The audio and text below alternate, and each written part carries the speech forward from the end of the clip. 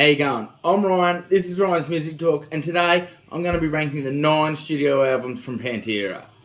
But I'm going to do something a bit different to my previous videos. Instead of going from 9th to 1st, I'm going to go through chronologically and tell you where they fall in my ranking. I'll probably give a recap of the ranking at the end. I'll also give my top 10 songs like I've been doing. But with that said, let's get into it. So, first up, we've got Metal Magic. It was released in June 1983. The lineup at this point, they had Terry Glaze on vocals, Dimebag Darrell obviously on guitar, although I believe he was just credited as Darrell Abbott on this album, Rex Brown on bass, credited as Rex Rocker, and Vinnie Paul on drums, but also credited as Vincent Abbott at this point in time. I've got this album ranked 9th as last. It's pretty hard to get through, really. It's not a whole lot that's enjoyable about it. I think Dime was only 16, I think, when they recorded this, and he's still the highlight even at that young age. Terry's a bad vocalist. He makes it really hard to listen to. He's one of the worst parts. The songwriting's it's obviously very inexperienced. Terry's lyrics are fucking horrendous. It's a very glam / heavy metal sound. I'd say it's very Van Halen influenced by just the way it comes across. My favourite songs of the album, probably Metal Magic and Rock Out. They're not anything like a standout in Pantera's entire catalogue, but on this album, they're probably the better ones, I think. It's not something I'll probably ever listen to again. To be perfectly honest, this was the first time I ever listened to this album. I'd never listened to really any of Pantera's first 4 albums before sitting down to do this. This is one that I don't want to revisit at all, really. Next, there was Projects in the Jungle. That was released in July 1984, so only a year later, with the same lineup, although instead of being credited as Darrell and Vincent Abbott, we've now got Diamond Darrell and Vinnie Paul. I rank this 7th.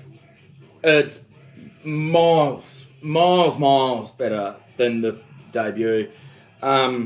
Just cooler riffs, better songwriting in general, just everything about it is better than the debut, really. Except for Terry. Terry still sounds like shit. He's by far the worst part of the whole album, especially on songs like Fire and the power ballad Only a Heartbeat Away. Is just fucking atrocious. It is painful to listen to him sing. The title track, Projects in the Jungle, has some cool groove riffs in it. But again, the only real problem with that song is fucking Terry. A couple of my other favourites on the album are All Over Tonight and Out for Blood. Next up was I Am the Night. It was released in October 1985. This is ranked 8th. I just didn't find the songs as interesting as on Projects to the Jungle. Even though they've gone for less of the glam sound and more of the straight heavy metal sound than they did on the 2 earlier albums, it just didn't grab me as well as Projects did. Terry's still shit. That's about all I've got to say about that. Valhalla is probably easily my favourite song on the album. It's got this real kind of thrashy sound to it. It's quite cool. Onward We Rock and Right to the Edge, both more into the heavy metal styling with not much of the glam sound. Got some great solos in them as well from Dime. They're probably the other highlights on the album for me. Next, we've got Power Metal, released in June 1988. And we've got the only lineup change in their whole recording career, And thank fuck for that, because it's Phil Anselmo replacing Terry Glaze. This album, for me, is ranked 6th in the overall. Obviously, Phil's just miles and miles and miles ahead of Terry as a vocalist. It just changes everything. It really does. The glam sound's nearly almost gone by here.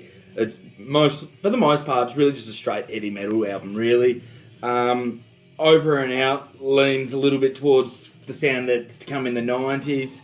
It's a pretty cool track. We'll Meet Again is probably the best track on the album. It's probably my favourite. And one of Dime's absolute best solos of his whole career. I think it's absolutely fucking phenomenal. It's a pretty consistent album overall without being outstanding or anything special, but much, much better than any of the 3 released before it. Next up is Cowboys from Hell, released in June 1990. Obviously, again, still the same lineup, but Rex Brown is no longer credited as Rex Rocker. I believe he was just credited as Rex on this album. And this is my number 3.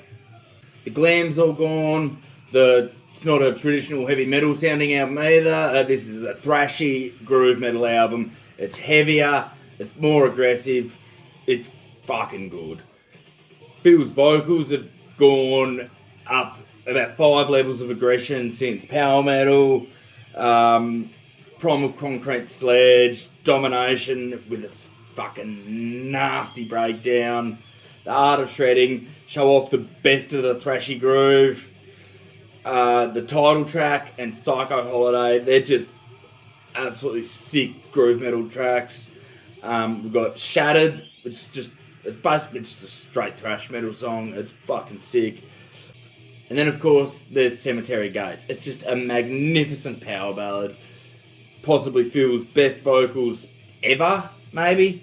Dime's got an absolutely fucking beautiful solo towards the end. And then at the end, with that insane trade-off between Phil's screamed vocals and Dime's guitar squeals, it's just fucking phenomenal.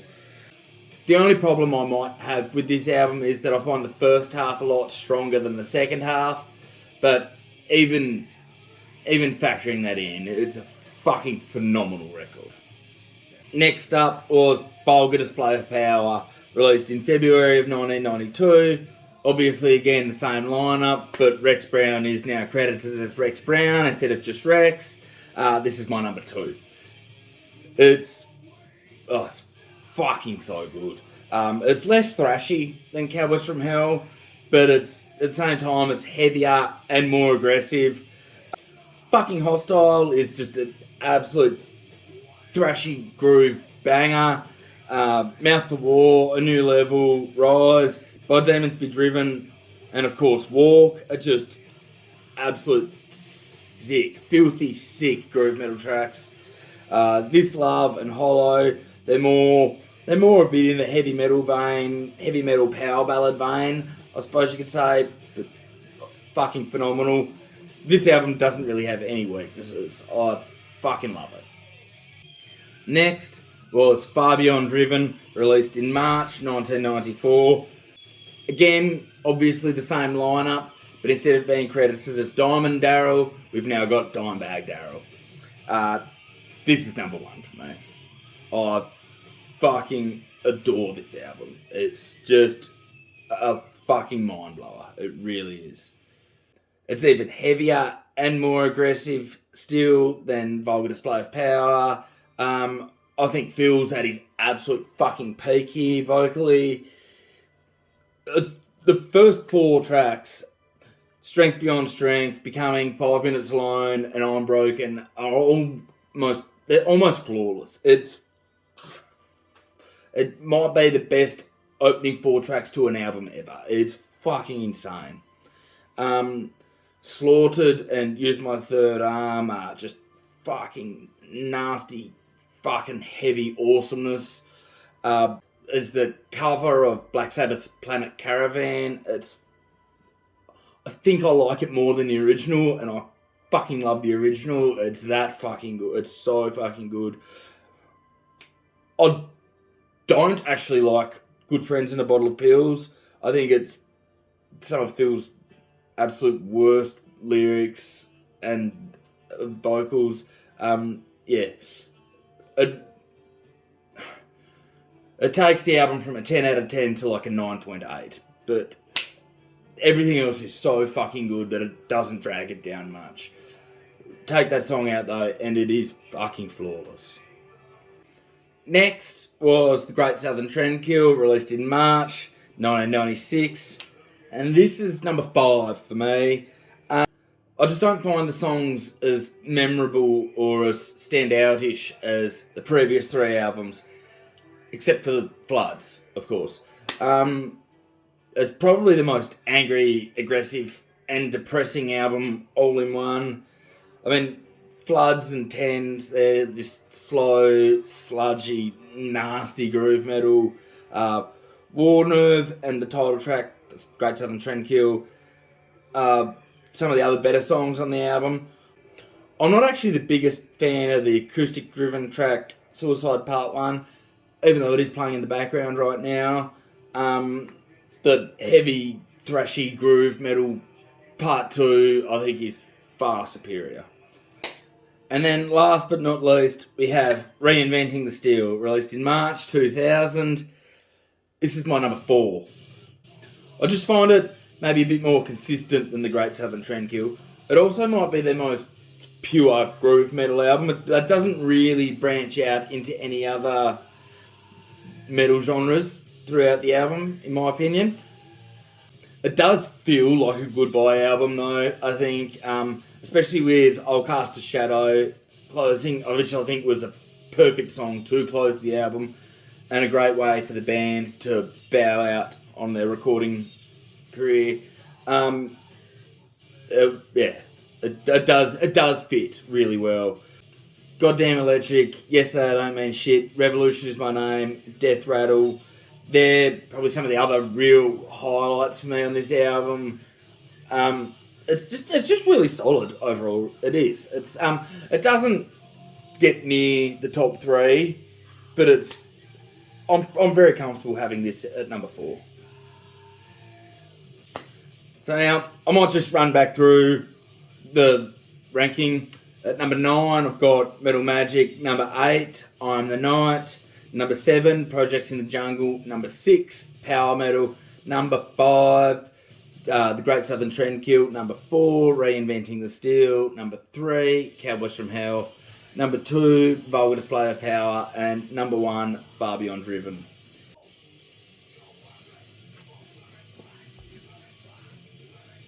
I'll also give you my top 10 songs.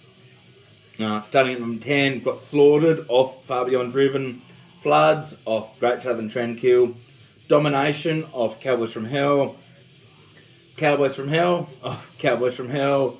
Strength Beyond Strength from Far Beyond Driven. Fucking Hostile off Vulgar Display of Power. Walk off Vulgar Display of Power. 5 Minutes Alone off Far Beyond Driven. Cemetery Gates from Cowboys from Hell. And Becoming from Far Beyond Driven. So that's my list.